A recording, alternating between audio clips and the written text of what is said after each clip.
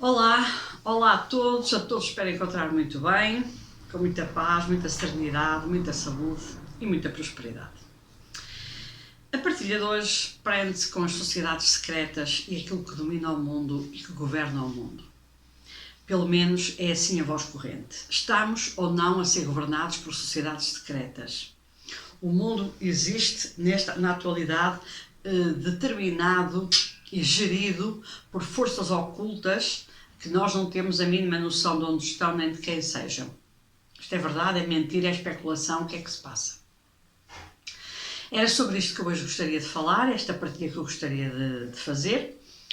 E para isso vou-me desde já apresentar. Sou Manuela Tavares, o rosto e a pessoa por trás do projeto Terapias Mulher Holística, formadora e consultora de mesa radiónica e de radiestesia e também facilitadora de cursos de autoconhecimento e desenvolvimento espiritual.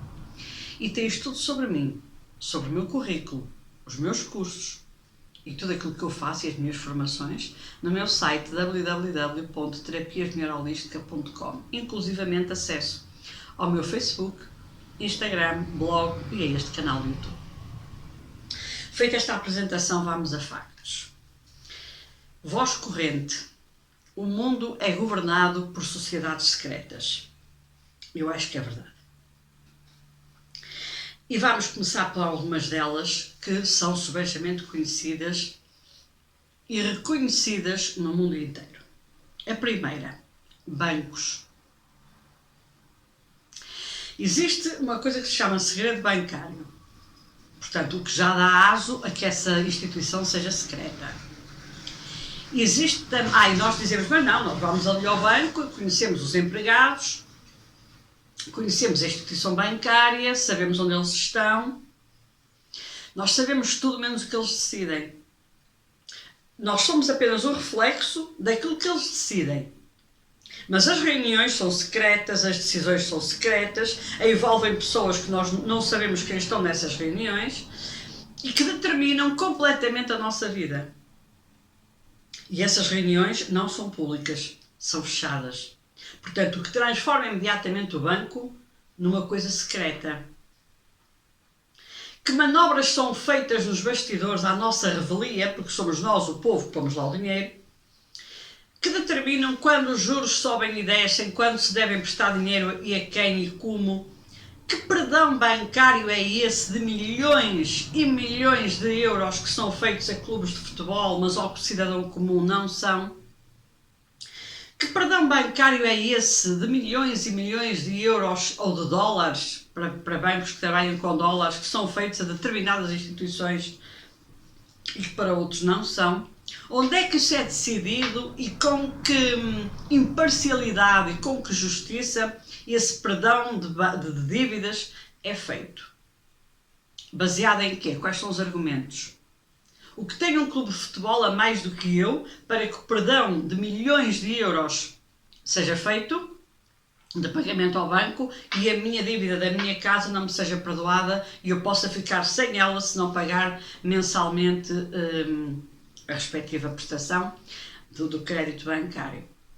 Que reuniões secretas são essas e quem fazem parte delas capaz de determinar no mundo inteiro quem vai à falência e quem não vai? Sim, somos governados por sociedades secretas e uma delas vamos começar já a falar dos nossos bancos. Temos mais? Bastantes. Religiões. Alguém alguma vez assistiu à eleição de um Papa, no caso da Igreja Católica? Eu não.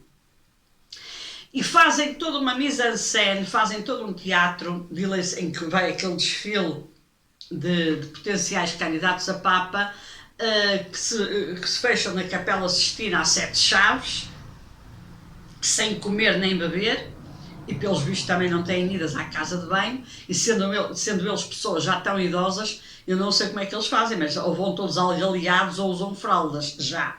É bem provável. Fecham-se lá, fazem todo este espetáculo a nível mundial, o mundo para ver quando sai o fumo branco daquela chaminé. Alguém se convence que aquela eleição é feita naquele momento, naquela hora? Não passa pela cabeça de ninguém ou de alguém tudo aquilo já está super mais do que inventado, já sabem qual é o próximo Papa que vai tomar posse e fazem todo aquele espetáculo para dar a entender que são realmente pessoas muito conscientes e capazes de tomar decisões que alteram completamente a condução de uma religião poderosíssima, como é o caso da católica, da cristã, no geral, e que, portanto, tudo aquilo é... Alguém alguma vez esteve na Capela Sistina? É que eu estive. Para além de não ter gostado, mas isso os gostos são relativos, houve uma coisa que me chamou a atenção. A Capela Sistina tem duas portas. A porta principal e depois ao fundo, não tem o altar, uma espécie de altar, tem outra porta pequenina. Quis o destino que eu entrasse por essa porta, ou seja, não entrei pela porta principal da Capela Sistina, eu entrei pela porta das traseiras, digamos assim, da Capela Sistina, porque eu estava a fazer a visita ao Vaticano, ao Museu do Vaticano, e portanto ao dar a volta toda pelo Museu do Vaticano, o acesso imediato foi a porta de trás da Capela Sistina. Eu de repente olhei e disse, ora bem, eles entram pela porta da frente, fecham a porta e fazem aquele espetáculo todo para as televisões do mundo inteiro repercutirem e fazerem a lavagem. Mas esta porta pequenina que está aqui atrás pode estar aberta, eles saem normalmente, instalam-se prazerosamente numa das poltronas e numa sala qualquer de comes e bebes do Museu do Vaticano, que nessa altura está encerrado ao público, por razões óbvias, e nós, o povozinho, que está a olhar para a televisão, a dizer, meu Deus, eles estão todos reunidos, quem será o novo Papa? Como é que eles vão eleger o novo Papa? Ai, que maravilha, tudo a bater palminhas, e alguns ainda vão para a Praça de São Pedro fazer esse papelaço. E eles devem estar completamente descontraídos a comer e a beber e a ver algum jogo de futebol no Museu do Vaticano. Tem lá salas para isso, para muito mais. Aliás, ele é lindíssimo e recomendo vivamente que visitem. A mim não me convencem. Mas, na verdade, o que é a religião se não uma sociedade secreta? Nós não sabemos o que é que existe dentro daquela sala quando é eleito um Papa. Mais ainda, que sociedade secreta é esta? Eu estou a falar da religião católica, mas posso falar de outra qualquer. Mas da católica porque foi aquela onde eu nasci e é aquela onde eu realmente me interrogo sobre muitas coisas e é uma das mais poderosas do mundo. Porquê é que a Biblioteca do Vaticano nunca foi lida? O que é que está lá dentro tão secreto que o povo não possa ler?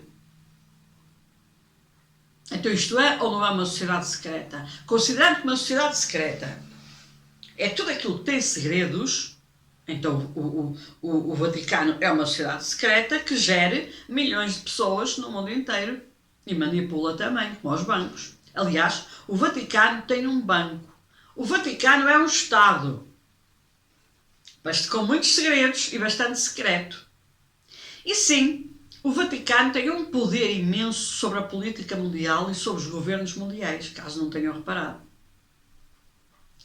Como tem também o Estado de Israel, que é o segundo Estado, enfim, embora comporte lá várias religiões, enquanto que o Vaticano só mesmo a católica, mas de qualquer das maneiras é do povo judaico, portanto, que professa a religião judaica. Embora ali a amálgama é maior, porque eles são obrigados, e ainda bem, a ter outras religiões ali dentro, porque aquilo não é um Estado propriamente só de judeus. Os islâmicos querem ter um Estado islâmico, ninguém os deixa, e portanto eles continuam a fazer uma série de revoluções e de guerras e de patifarias ao longo do mundo, porque querem um Estado islâmico, ninguém os deixa. Pronto. Mas então isto tem ou não tem as características de uma sociedade secreta? Outra sociedade secreta que governa o mundo, o governo. Nós assistimos àquele teatro, para não lhe chamar outro nome mais pejorativo, que são as discussões no Parlamento quando há orçamentos, quando há mudanças de lei, quando há isto, quando há aquilo. Então, porquê que de repente existem reuniões das quais nós não somos tidos nem achados, mas isso vai alterar a nossa vida completamente, note-se.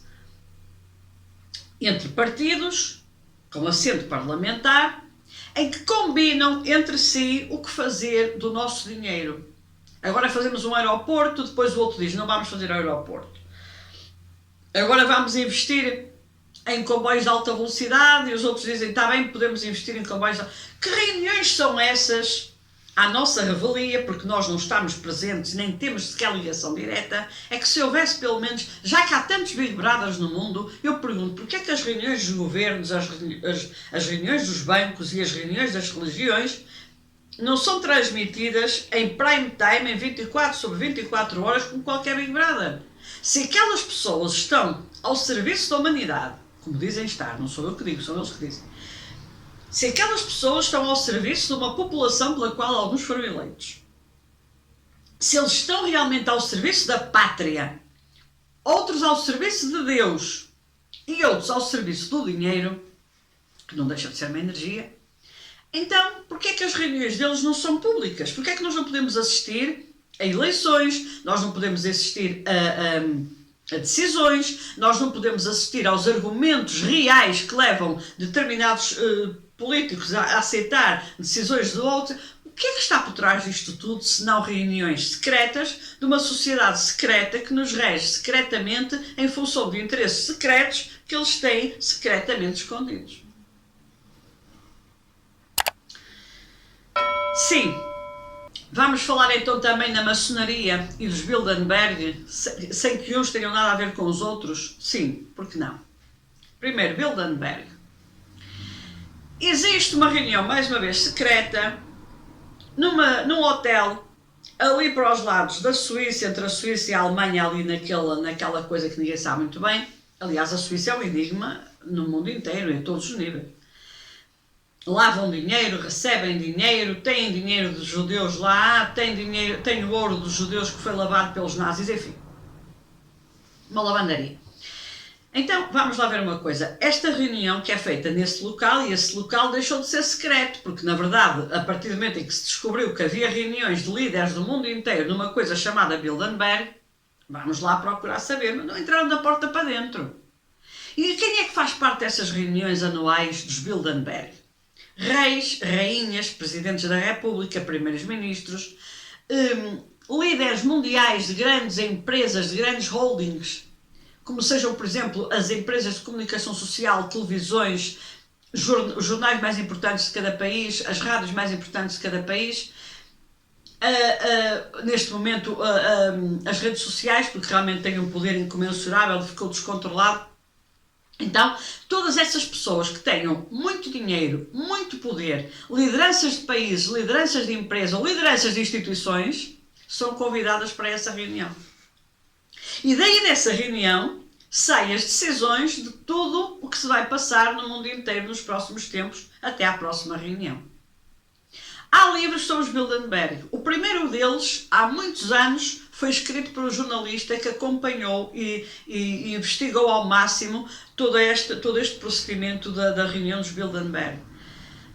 O livro dele não conseguiu ser publicado por nenhuma editora. Ninguém quis publicar o livro. Eu recebi esse livro em PDF, porque depois o rapaz andou a distribuí-lo pelo mundo inteiro, por e-mail, para quem quisesse ler. E é engraçado que eu recebi o livro em PDF e, entretanto, guardei o livro no meu computador, alguns, não me lembro, e o livro desapareceu. Isto é uma teoria de conspiração? Não, estava dentro de uma coisa qualquer do Google, ou coisa que o valha, eu nunca mais encontrei o livro. Não é para eu ser tão azeia assim em informática que sou, mas houve coisas que se passaram e continuam-se a passar. Que reunião secreta é essa de todos os líderes mundiais de governos, de monarquias, de empresas, de bancos, os bancos que estão lá representados? Que reuniões são essas tão importantes para nós? Porque é de nós que eles estão a falar, é do povo, é da plebe que eles estão a falar. Que reuniões são essas que só uma elite é que pode ter acesso e ninguém pode lá entrar, nem sequer ter conhecimento que elas existem? Porque a questão que se levantava aqui era que essas reuniões não existiam. Era uma especulação, era tudo maluco. Os que inventavam que existiam reuniões secretas em Bilderberg são malucos. Até ao dia em que alguém provou e fotografou a entrada da rainha da Holanda, a entrada de não sei quem nesse hotel, e começou a juntar as peças do puzzle e disse: não, ninguém é maluco, isto realmente existe e é aqui que se decide tudo. Inclusive a nível energético também, já agora. E a nível de poluição, portanto, todo o resto, aquilo que nós vemos com os nossos olhos é um teatro bem montado. O que nós não vemos com os nossos olhos é que é a realidade. E sim, esta lista que eu acabei de referir são uma lista de sociedades secretas, na minha opinião. Porque fazem coisas tão secretas que mudam tanto a nossa vida que realmente está aqui todo o secretismo. E agora vamos à cabeça do diabo, que toda a gente fala mal e nem sabe muitas vezes porquê de uma sociedade, dizem secreta, que se chama maçonaria. Maçom em francês é pedreiro. E a base de tudo isto está lá. Então, a sociedade, a maçonaria, por aquilo que sei, é realmente uma sociedade de pessoas que se juntam com um objetivo comum, normalmente histórico ou filosófico, e isto varia-nos a horas de conversa, e que qualquer um de nós pode fazer parte, ponto número 1, e ponto número 2, basta que se candidatem, está no Google. Vão ao Google e colocam maçonaria para essa lista das instituições que pertencem à maçonaria, para onde podem enviar e-mails, candidatar-se a entrar e depois, não sei, deve passar por todo um processo e entram ou não entram nessa sociedade. O mesmo se passa com um clube de futebol. Eu, se quiser ser sócia de um clube de futebol, eu tenho de enviar para lá a minha candidatura, com fotografias, com isto, com aquilo, pagar as cotas mensais, fazer parte dessa instituição e provavelmente depois eu não ser vista com uma bandeira do clube adversário num estádio de futebol, digo eu, a priori. Devem ser estas as regras, o caderno de encargos de qualquer clube.